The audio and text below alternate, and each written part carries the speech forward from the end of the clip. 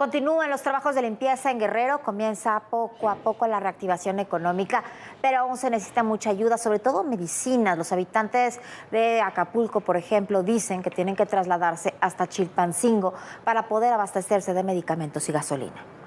Lo cierto es que los hospitales están en crisis porque solo reciben a los pacientes que no pueden frenar sus tratamientos, lo hacen sin quirófanos, sin camillas, sin elevadores y siguen sacando cuerpos que han quedado atrapados entre los escombros y las montañas de lodo. Porque, como se lo hemos dado a conocer, son varias las colonias a donde la ayuda todavía no llega. Así luce el panteón de Coyuca de Catalán, Guerrero. Decenas de tumbas bajo los escombros, cuando muchos visitan a sus difuntos. Es el 8º día tras el paso del huracán Otis. Mientras muchos habitantes realizan labores de limpieza en este municipio y Acapulco, otros no olvidan a sus tradiciones. Tradición que no se pierda.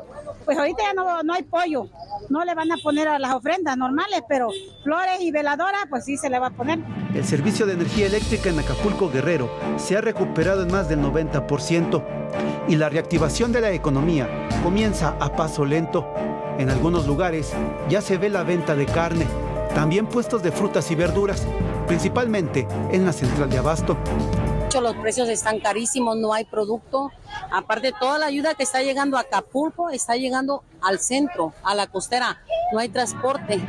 Pero muchos aún tienen que salir del puerto para conseguir combustible y medicamentos. El huracán se llevó consultorios médicos, aparatos de enfermeros, lo que pone en peligro a muchos pacientes quienes no pueden pausar su tratamiento a pesar de la contingencia. ¿Cómo le están haciendo? Pues, a ver, pues, de caridad, vamos ahí un tanto. No tenemos. Está dura la vida. Mientras que varios habitantes han tenido que sacar los cuerpos de sus familiares por su cuenta. Sacamos la familia completa, sacamos a la señora y al trabajador, pero al hijo todavía no lo podemos encontrar. Nos vengan a apoyar a quitar todo este escombro para ver si por aquí está, porque huele feo. Hasta el momento se mantiene la cifra de 46 muertos y 58 personas desaparecidas. Entre las víctimas hay 3 extranjeros quienes vivían en Acapulco, mientras que otros 305 turistas de 12 países ya fueron rescatados y enviados de regreso a su lugar de origen. Y esta mañana se dio a conocer en Palacio Nacional el plan de reconstrucción de Acapulco. Son 20 medidas que incluyen la reducción de impuestos, apoyos para viviendas y limpiezas, canastas básicas para la población. La responsabilidad de implementarlo recae sobre la gobernadora Evelyn Salgado y la secretaria de Gobernación, Luisa María Alcalde. Mire usted, es un importante paquete de ayuda que implica, dijo el secretario de Hacienda, Rogelio Ramírez de la O, recursos hasta por 60,000 millones de pesos. Pero hay que ser claros, no es un paquete para la reconstrucción. Es para atender la emergencia y para reparar el daño y atender las prioridades de la gente, lo cual está muy bien. Pero para reconstruir Acapulco se necesita mucho más. Este plan, este que se presentó hoy, es un plan, insisto, para reparar daños, para atender a la gente en lo inmediato. No es un plan de reconstrucción. Con estas medidas no se puede reconstruir Acapulco. Una bolsa de 61,000 millones de pesos será la que gastará el gobierno federal para devolverle el brillo a Acapulco y la normalidad de Coyuca de Benítez. Pero para que eso ocurra, es indispensable reactivar servicios básicos, arreglar viviendas, hospitales, carreteras y aeropuertos. Ya en diciembre se van a anotar ya los CAPs, ya para diciembre. ¿Antes del 25 de diciembre? Sí, 218 millones de pesos de su presupuesto actual para rehabilitar la autopista Acapulco-Chilpancingo, así como la carretera federal, los 2 libramientos que conectan la Costa Grande con la Costa Chica de Guerrero, puentes y otras obras viales. También se implementa un plan fiscal que consiste en dejar de cobrar impuestos que recaudan la Federación y el gobierno de Guerrero por la operación de negocios. ¿Qué no se cobrará? IVA, impuesto sobre la renta y otros impuestos y derechos. repito, ni en Acapulco ni en Coyuca. Esto acompañado de una prórroga de 6 meses para pagar las cuotas del Seguro Social, así como Infonavit y Foviste. Pequeños comerciantes recibirán un préstamo de 25,000 pesos sin intereses y algunos hasta un apoyo de 45,000 pesos. Además, Nacional Financiera y Financiera para el Bienestar revisarán casos específicos y darán créditos. Hacienda pagará la mitad de los intereses para créditos otorgados por la banca comercial a casi 400 hoteles de Acapulco. Y ojo, para las viviendas se condonará el pago de servicio de luz desde octubre hasta enero y habrá recursos para arreglarlas. Se otorgarán a partir de esta semana a todos los hogares 8,000 pesos para limpieza y pintura. A todos los hogares de Acapulco. Y a las viviendas afectadas desde 35,000 pesos hasta 60,000 pesos. Según sus daños, se les entregará un paquete de enseres domésticos que consiste en una cama, una estufa, un refrigerador, un ventilador y una vajilla. Además, los afectados recibirán una despensa semanal, se adelantará el pago de becas, pensiones de 2 meses y se mantiene el despliegue de la Guardia Nacional. Irving Pineda, Fuerza Informativa Azteca. Bueno, nadie se puede oponer a un paquete de reparación como este que se ha presentado el día de hoy para atender la emergencia. Están muy bien estas y muchas otras medidas, aunque simplemente en esta semana y un día que ha pasado faltan muchísimas cosas todavía. Se han distribuido poco más de 50,000, 60,000 despensas y evidentemente eso no alcanza. Cuando uno ve, escucha a nuestros reporteros que están haciendo un trabajo magnífico allá, de nuestro medio y de muchos otros medios, allá en Acapulco, son muchísimos los lugares donde todavía no ha llegado nadie, o ha llegado una despensa, un poco de agua y absolutamente nada más, o como veíamos ahora, donde los propios pobladores están tratando de rescatar los restos de personas que quedaron sobre todo en los deslaves, quedaron enterradas en los deslaves que se produjeron con el huracán.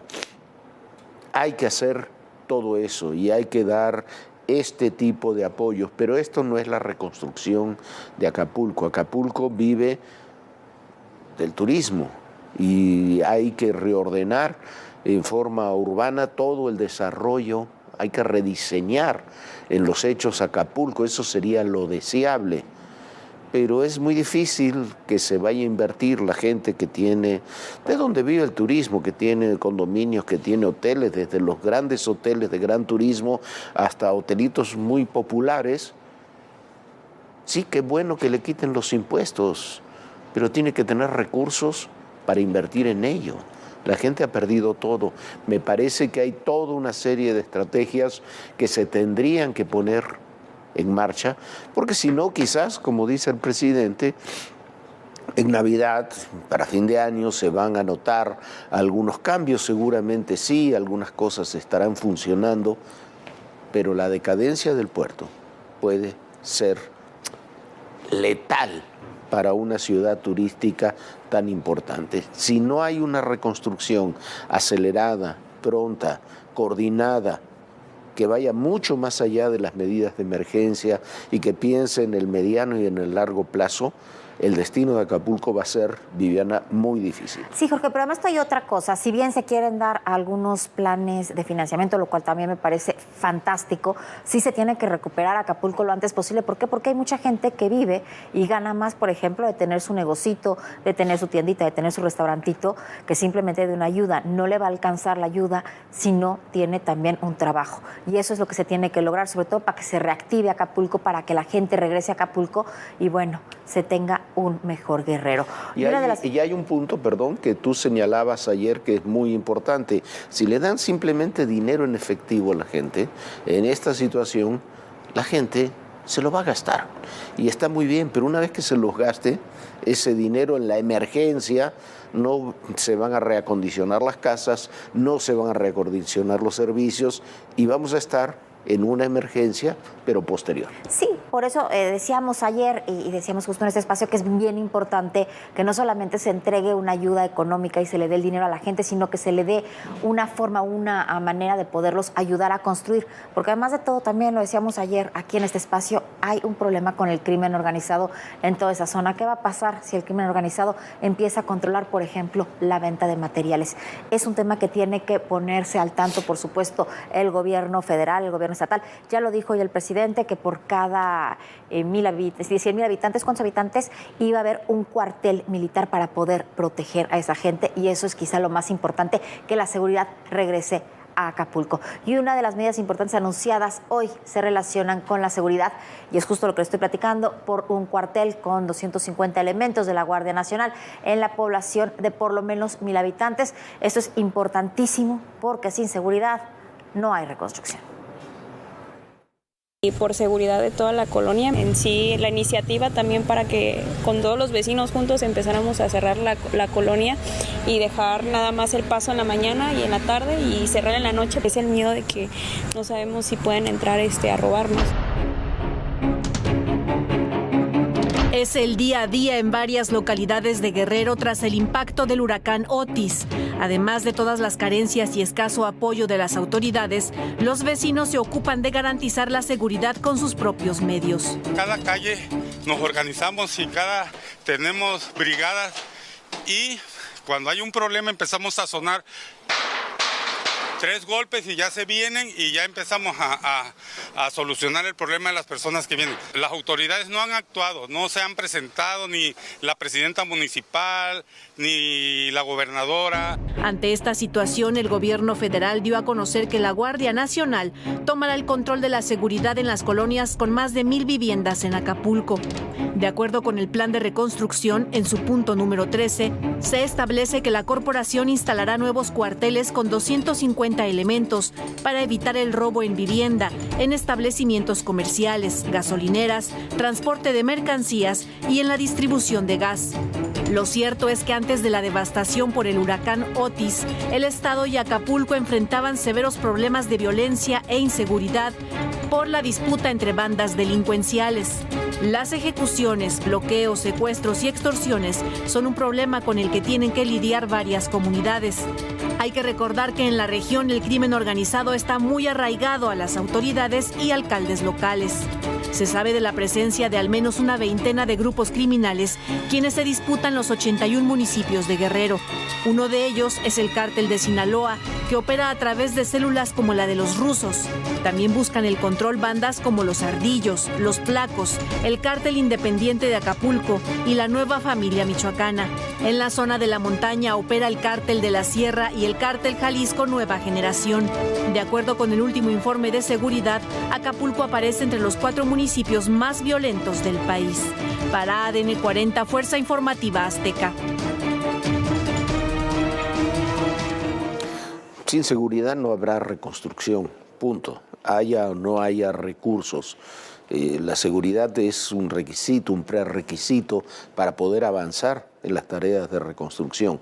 En este momento todavía no la hay. Como veíamos en las entrevistas, hay colonias donde no han llegado siquiera las autoridades, mucho menos la seguridad.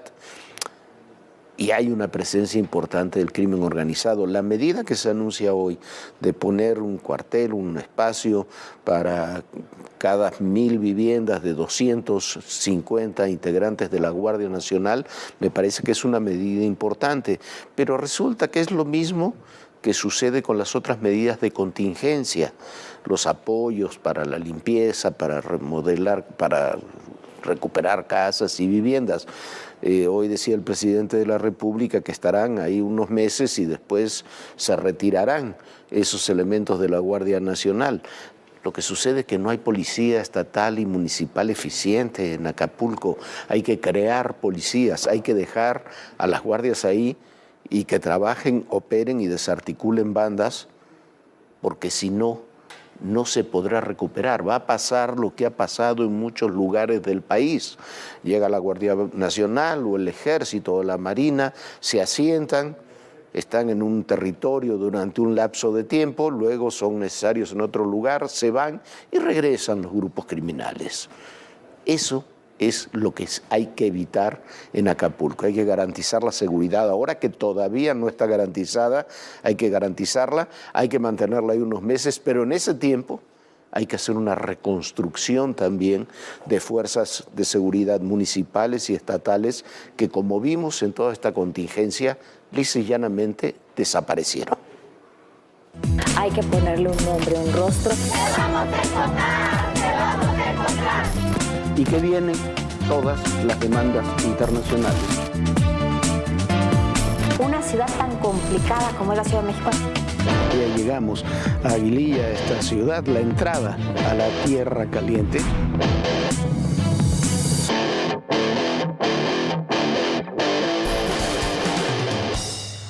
Bueno, hay una buena noticia, salió de la Franja de Gaza una de las doctoras mexicanas que estaba en la zona perteneciente a Médicos Sin Fronteras. Fue justo cuando se abrió la frontera con Egipto, un paso para que salieran de Gaza extranjeros y heridos. No se han liberado a rehenes, esto incluyendo a los 2 mexicanos retenidos por Hamas. Hoy México ha exigido su liberación en la ONU.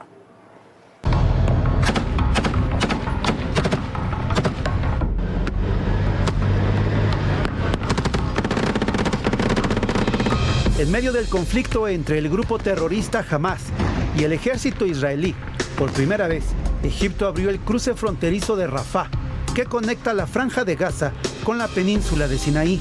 La acción fue para permitir que al menos 20 palestinos heridos recibieran tratamiento en ese país. También pudieron cruzar la frontera al menos 110 personas, entre ellas la doctora mexicana Michelle Ravele. Así lo confirmó en sus redes sociales con una publicación que dice: he cruzado a Egipto sana y salva. Previo a esto, la colaboradora de la Asociación Médicos Sin Fronteras había escrito por la misma vía un par de mensajes en donde hacía saber a sus contactos que estaba en la zona de conflicto, pero se encontraba bien y en espera de indicaciones sobre algún plan de evacuación. El gobierno federal también confirmó la salida con éxito de Michelle y dijeron que se mantendrán en contacto con ella a través de la Secretaría de Relaciones Exteriores y la Embajada de México en Egipto para dar seguimiento al trayecto de Michelle en ese país.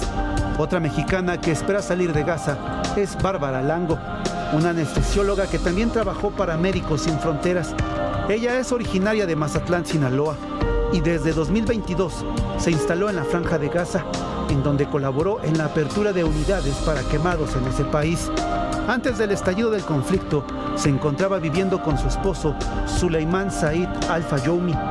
Están a resguardo en una casa, en la casa de la familia de mi yerno. Son aproximadamente 60 personas la familia. Pues están todos ahí en una casa, no tiene búnker, no tiene sótano, ¿verdad? Tienen solamente la protección de Dios. Las explosiones se escuchan en el fondo de nuestras conversaciones. Sobre los mexicanos rehenes de Hamas, Orión Hernández e Ilana Gritzewski, no se ha tenido información sobre su estado, por lo que la embajadora de México, representante permanente alterna ante las Naciones Unidas, Alicia Buenrostro, hizo un llamado al cese inmediato de los enfrentamientos en los territorios palestinos y exigió a Hamas la liberación inmediata y sin condiciones de los rehenes bajo su custodia. También reiteró la necesidad del establecimiento de un corredor humanitario y a levantar el estado de sitio en el que se encuentra actualmente la población palestina. A este reclamo se unió el doctor Porfirio Lango, padre de Bárbara Lango, la mexicana atrapada en Gaza. Mi súplica al gobierno israelita es un cese al fuego, la apertura de un corredor humanitario hacia la frontera de Rafah y que las autoridades egipcias levanten sus barricadas y permitan el paso de los refugiados. Y este miércoles, nuevos bombardeos volvieron a golpear la Franja de Gaza. El ejército israelí confirmó ser el autor del ataque a Jabalia, el mayor campo de refugiados en la zona, donde murieron menores de edad y mujeres. Israel explicó que el bombardeo fue a un edificio en el que estaban atrincherados muchos milicianos de Hamas, entre ellos el comandante de la milicia palestina.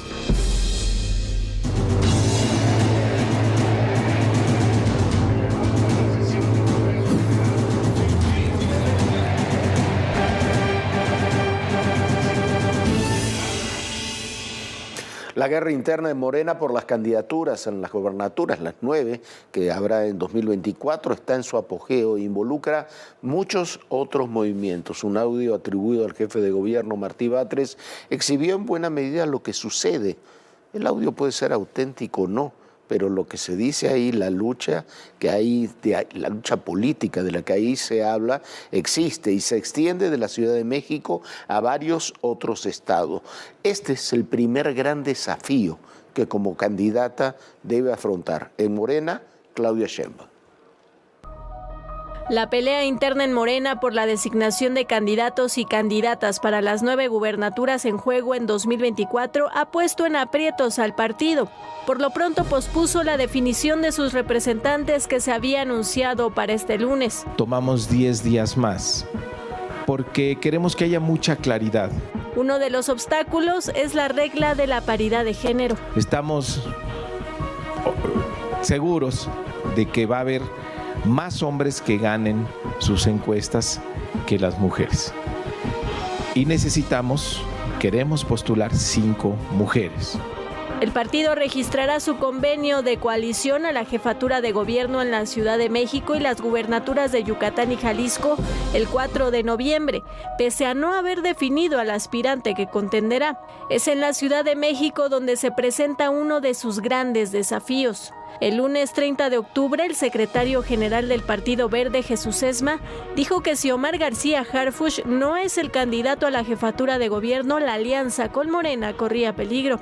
Y este miércoles emitió un mensaje en el que refrenda su apoyo al proyecto que encabeza Claudia Sheinbaum y la 4T.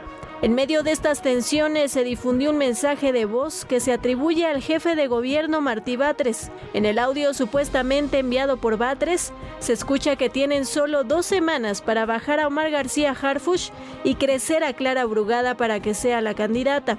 De inmediato el jefe de gobierno negó que el audio sea suyo. Aseguró que es falso y que fue producido con inteligencia artificial. Y este miércoles demostró cómo se puede clonar una voz y crear un audio falso.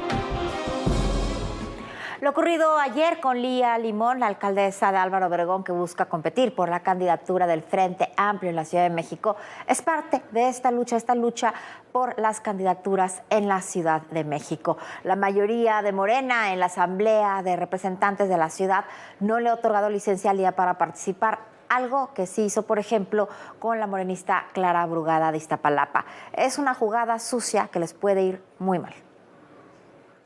En consecuencia, infórmese a la maestra Lía Limón García, alcaldesa en Álvaro Obregón, que la licencia solicitada no fue aprobada por este Congreso para todos los efectos legales a que haya lugar. El Congreso de la Ciudad de México negó licencia a Lía Limón, alcaldesa de Álvaro Obregón. Fue con 18 votos a favor, 32 en contra y 0 abstenciones. Esto luego de que mediante un oficio, la edil panista explicó que esta licencia sería por 30 días naturales y que sería del 5 de noviembre al 4 de diciembre. Con ello buscaba centrarse en sus aspiraciones para contender por la jefatura de gobierno en el proceso interno del Frente Amplio. Diputados locales del PAN acusaron que anteriormente, sin complicaciones, el Congreso otorgó licencias. Es claro que la motivación que hoy las tiene votando en contra de la licencia de la alcaldesa Lía Limón solamente obedece una cosa: al interés político. Solo recordar que con tiempo de anticipación, desde todas estas curules, se votó para que Clara Brugada pudiera ir a hacer campaña. Se votó también la licencia de Claudia Sheinbaum. Por lo pronto, Lía Limón adelantó que buscará un juicio para proteger sus derechos político-electorales. Pero el proceso interno no me impide participar sin licencia. Es decir, puedo llevarlo a cabo sin licencia. Lo único es que ya siendo candidata, es decir, quien sea tendría que renunciar antes del 5 de diciembre, o sea, el 4 de diciembre, para cumplir con lo que está establecido en la ley. Pero para el proceso interno no necesito licencia, por un lado. Por otro lado, pues la puedo pedir por 15 días y en eso se da aviso, no se pide. También presentará una denuncia por violencia política de género por no dejarla participar. Bueno, así están las cosas, es, como decía Viviana, una jugada sucia. ¿Por qué? Porque a todos los otros que han pedido licencia se lo han otorgado, incluyendo a la candidata, la coordinadora de los comités de defensa de de la Cuarta Transformación, Claudia Sheinbaum. Esto se relaciona con otro tema. Si se ratifica o no a Ernestina Godoy ahí en el Congreso de la Ciudad. La fiscal de la Ciudad de México necesita 44 votos para ser ratificada. Tiene, juntando los de Morena, los de los aliados, todos los que se han podido juntar, 40 votos. Necesita 4 votos. Todas estas cosas que usted está viendo ahí en el Congreso también se relaciona con el tema de Ernestina Godoy. Ernestina Godoy tiene todo el apoyo de Martí Batres y es una mujer que ha estado muy cercana a Clara Brugada. Todo eso está en el mismo paquete político. Todo eso está en juego en la misma operación política. Vamos a ver todavía muchas cosas en la Ciudad de México en los próximos días, pero sobre todo de aquí al 10 de noviembre, cuando haya candidato o candidata, y posteriormente. ¿Por qué? Porque hay un proceso político delicadísimo en curso en la ciudad.